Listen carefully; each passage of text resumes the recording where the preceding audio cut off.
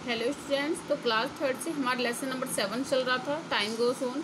इसमें page number 106 तक हम पढ़ चुके हैं। 107 आज हमारा है। उसमें टॉपिक है हमारा कंप्लीट द कैलेंडर फॉर अगस्त 2018। तो जो हमें ये मंथ दिया हुआ है, मंथ की डेट दिखाई दे रही है आपको, डेज और डेट दी हुई है, वो 2018 के अगस्त से हमने लिया है। जो आपको मैंने एक बार कैलेंडर दिखाया भी है, उसमें से है ये। और क्या है, अब इसमें तो कुछ क्वेश्चन पूछे गए हैं इस रिलेटेड, वो हमें बताने। तो सबसे पहले कंप्लीट करना है कैलेंडर को। मैंने कंप्लीट ये पहले से ही कर दिया है। यहाँ पे कुछ डेट मिसिंग थी, जैसे कि 3 दिया हुआ था, 18 एंड 24, और बाकी सब ये डेट मिसिंग थी, तो मैंने इसको कंप्लीट कर दिया है।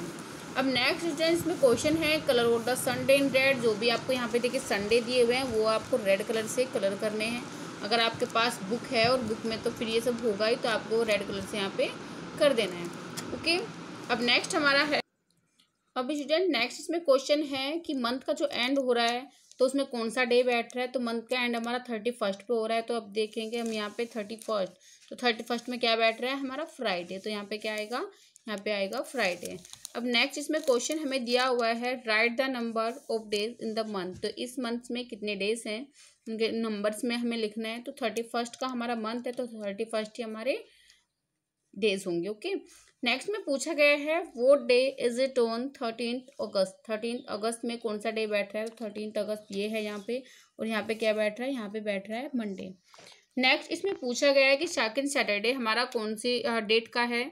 और फिर पूछा गया है इसके बाद कि 21 में संडे है नहीं है, ये हमें बताना है। तो सेकंड देखिए, फर्स्ट जो सैटरडे बैठ रहा है वो 4 में है, तो सेकंड किस में होगा, सेकंड 11 में होगा। तो 11 में हमारा क्या बैठ रहा है, सेकंड सैटरडे।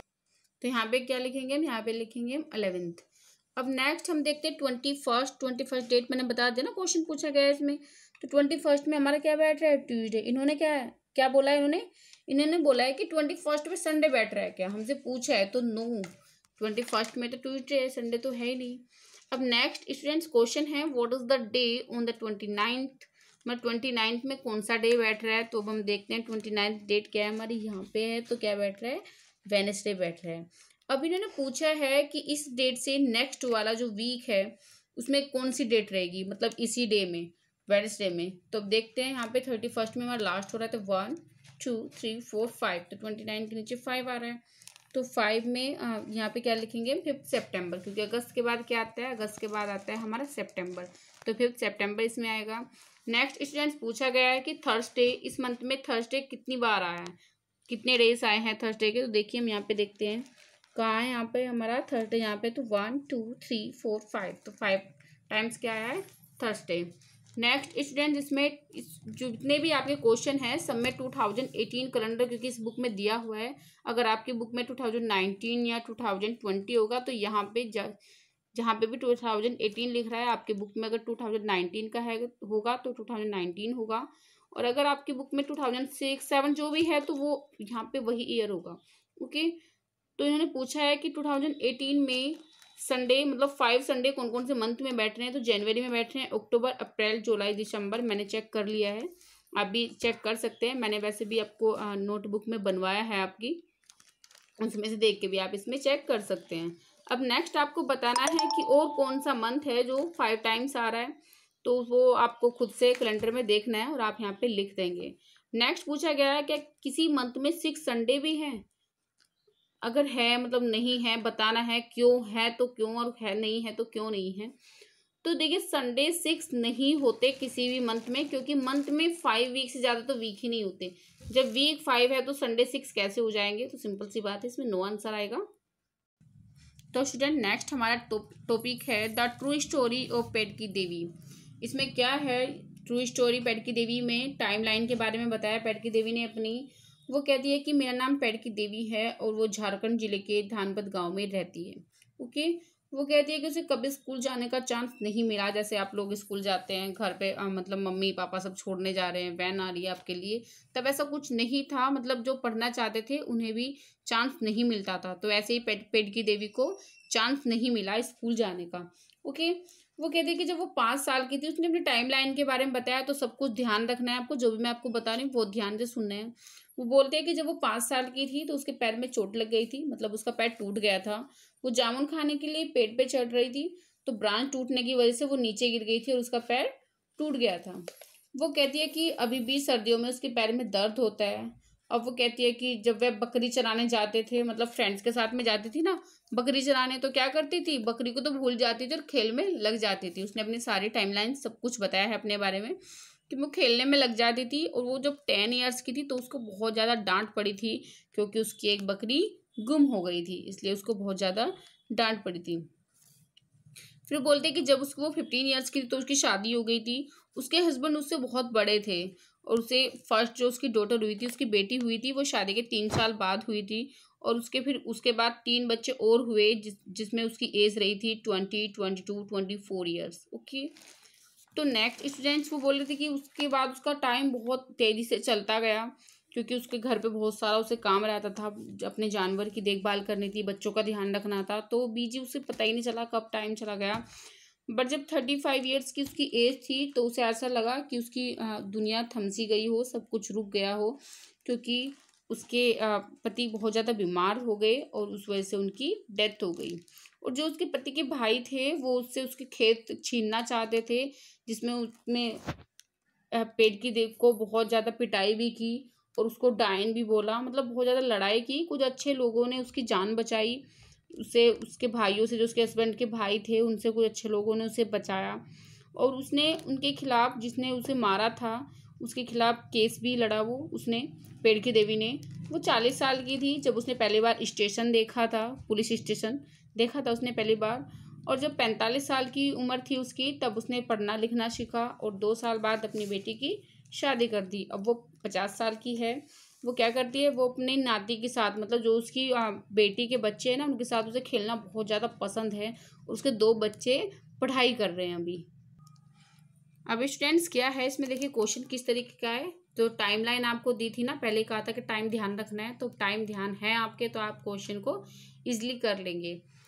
कब, मतलब क्या हुआ था ये सब दिया हुआ है, कब पैर टूटा था, कब बकरी गुम हो गई थी, कब उसकी शादी हुई थी, कब उसको 4th बच्चे का उसके बर्थ जन्म कब हुआ था, उसने पहली बार पुलिस स्टेशन कब देखा, उसने पढ़ना लिखना कब शुरू किया, मतलब सब कुछ इसमें है। तो इसमें करना क्या है स्टूडेंट, सबको यहाँ पे दी हुई है ना लाइन, देखिए यहाँ पे सिर्फ ए था, बाकी सब मैंने लिखा है।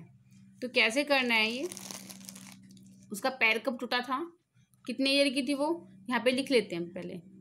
कितने ईयर की थी जब उसका पैर टूटा था, 5 ईयर। ओके, और जब बकरी गुम हुई थी तो कितने की थी, 10 ईयर। राइट। अब नेक्स्ट इसमें यहाँ पे लिख लेते हैं 10 ईयर्स, 5 ईयर्स। जब उसकी शादी हुई थी तो 15 ईयर्स की थी। जब उसका 4th चाइल्ड हुआ तो 24 ईयर्स की थी। मैं इसलिए लिख रही हूँ ताकि आपको ईजी पड़ जाए, आपको बार बार स्टोरी ना पढ़ना पड़े, स्टोरी को ना देखना पड़े। और जब उसने पहली बार स्टेशन देखा था तब उसकी एज थी 40 ईयर्स। जब उसने पढ़ना लिखना शुरू किया तो 45 ईयर्स। जब उसकी बेटी की शादी हुई, क्योंकि पढ़ने लिखने के 2 साल बाद उसने अपनी लड़की की शादी कर दी, तो कितना है, 47।